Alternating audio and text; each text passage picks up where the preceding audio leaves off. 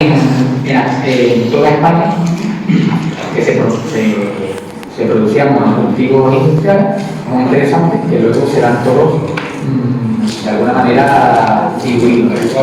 Así se produce la crisis del petróleo del año 60, del año 73, y si bien la ruta habitual de los petroleros y de los grandes buques se producía por el canal de Suez, por la flechita de la derecha, cuando se produce la crisis del petróleo, para llegar al Océano Índico, al estar bloqueado el canal de Suez, se tiene que dar una vuelta por toda África, ¿no? Para llegar al...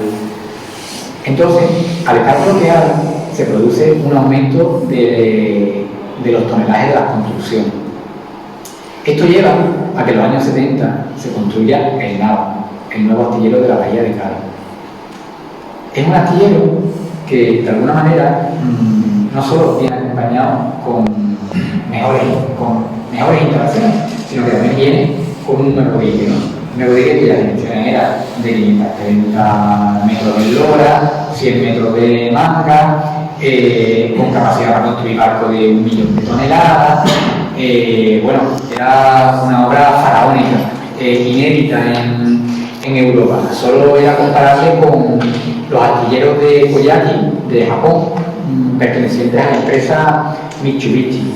Tenía capacidad el astillero de Puerto Real para construir 5 barcos al año en proceso continuo de unas 260 toneladas. Y claro, es un astillero muy polémico porque, de alguna manera, el informe técnico, aquí hay un apunte de un técnico de INI, que la memoria de planificación de la construcción del astillero de Puerto Real dice lo siguiente: nadie está seguro de que la demanda, esto es antes de que se construya, nadie está seguro de que la demanda en el futuro se incline por los petroleros gigantes. Claro, se construye un astillero para construir petroleros gigantes cuando en el año 74 se había abierto el canal de Suez. Ya no eran necesarios petroleros tan grandes. Los petroleros grandes daban problemas como digo yo, tenían problemas en su infraestructura, y bueno, muchas veces parece ser que los políticos, sobre todo los políticos del INI, que fallaron en su previsión, los políticos del franquismo, y bueno, aquí está un testimonio de un técnico, de una persona que de alguna manera pues tenía una visión de la realidad muy distinta, ¿no? Y claro, en los años 70 empiezan las movilizaciones progresivas de los sindicatos, ¿no? La Unión Sindical Obrera, muy importante, en el año 78 tiene 13 delegados en Astillero de Cádiz.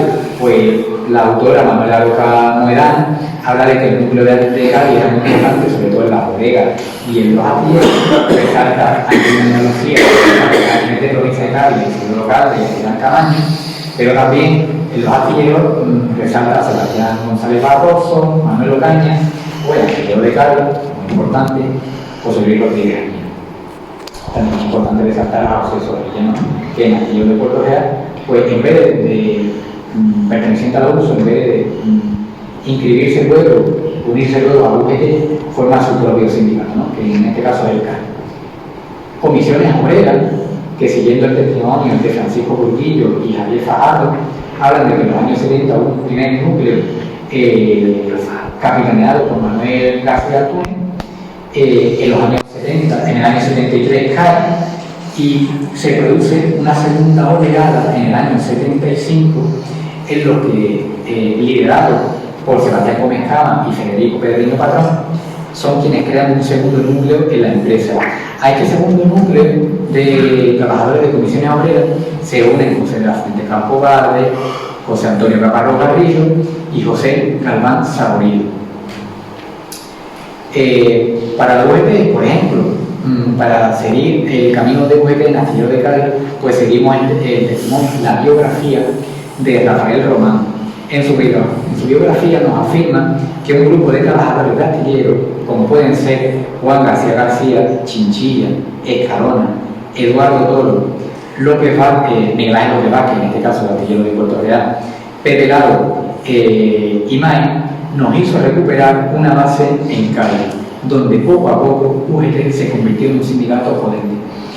A mí en este caso sí me gustaría resaltar una cosa, y es que yo no soy nadie para decir quién está de más dentro de esta mención que hace Rafael Román, pero yo quiero que tengáis en cuenta de que las biografías, sobre todo las de los políticos, son muy selectivas en los recuerdos. Entonces, yo creo que sí puedo decir, que si bien no puedo decir quién está de más, sí puedo decir que falta alguien. Y para hablar de Astillero de Cádiz, de la OGT de Astillero de Cádiz, para hablar de la OGT de Astillero de Cádiz, es muy importante también hablar de Antonio Galindo Fernández, pues la OGT de Astillero de Cádiz de los años 70 y los años 80, al menos hasta el año 84, no podría entenderse pues, en la cohesión de ideas, en la movilización de todos los afiliados que tenía dentro de las instalaciones, ¿no? Entonces, es importante resaltarlo, ¿no? Antonio Galindo. También está la CNT. Yo he tenido la dificultad de que de CNT yo tengo escasísima información. Yo he conseguido de la biblioteca digital de la Fundación Acceso Lorenzo pues algunos folletos de algunos periódicos de la época, de los años 70, y bueno, resaltar del CNT en la teoría de Cádiz, Juan Villotero, que está en este caso aquí con nosotros. ¿Cuál era la masa sindical que había en Astillero de Cádiz en los años 70? En este caso nos sirve un trabajo de Jesús Maestro, que habla de cómo en los años 70 pues UGT tenía una afiliación de 900 trabajadores y unos 100 militantes en el año 78, mientras que la URSS tenía 700 y 75 militantes, Comisión Obrera 120, 40 militantes, CNT 30 y 25 militantes. Esto, bueno, es lo que él dice. Yo estoy todavía investigando a ver si los datos contrastan, porque bueno, lo estoy contratando con fuentes orales y es una fuente muy interesante la que nos da Jesús Maestro, pero eso, hay que cogerla siempre con pinzas, hay que valorar otras fuentes. Con la reconversión salvaje, ¿cómo empieza la reconversión salvaje? Pues bueno, con la crisis de expediente que se da aproximadamente desde el año 77, 78. Entonces, aparece como en el año 77, si bien en la factoría de Cádiz hay 7 empresas que dan un expediente de crisis contrata, mientras que en el año 78 hay 32, y en Puerto Real hay 10 y 79, y se produce un total de 111 en el año 78.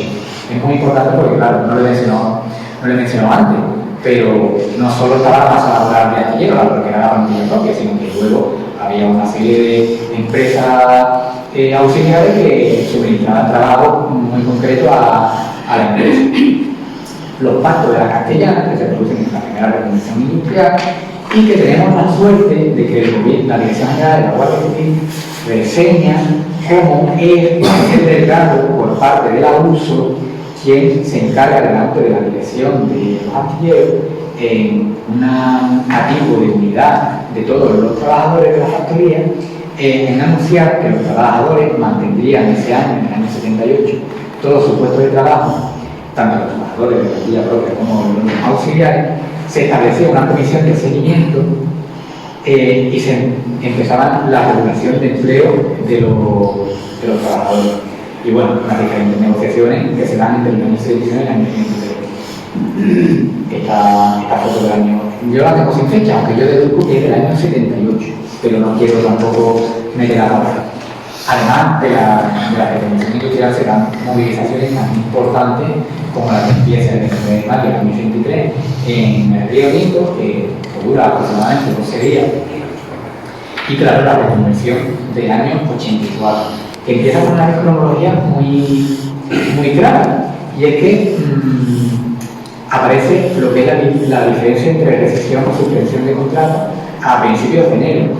En concreto aparece en el País Vasco ese debate, la empresa serial, y como era un debate que de cara al futuro podía beneficiar a Astillero de Cádiz, aparece como en la Dirección General de Seguridad, la policía a principios de enero del año 84 resalta como delante de la dirección pues hay una reunión en la que se pretendía una movilización y claro, en el año 84 todavía la policía resalta con nombre y apellido al determinado trabajador, en este caso Sebastián Gómez.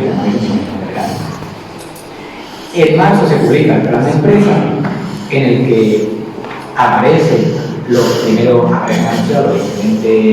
los excedentes laborales de Astilleros de Cádiz, que iban a ser excedentes, eran 240 excedentes laborales no traumáticos, eso es muy importante. En mayo se reduce las elecciones sindicales de Astilleros de Cádiz a la división de animatoria por parte de plantilla de las elecciones sindicales, en las que UGT gana las elecciones con 13 delegados, lo sigue Comisiones Obreras y luego continúa un grupo de independientes que bajo el nombre de CNT, pues bueno, tienen ahí un papel un poco más residual, pero que es igualmente importante para el escenario.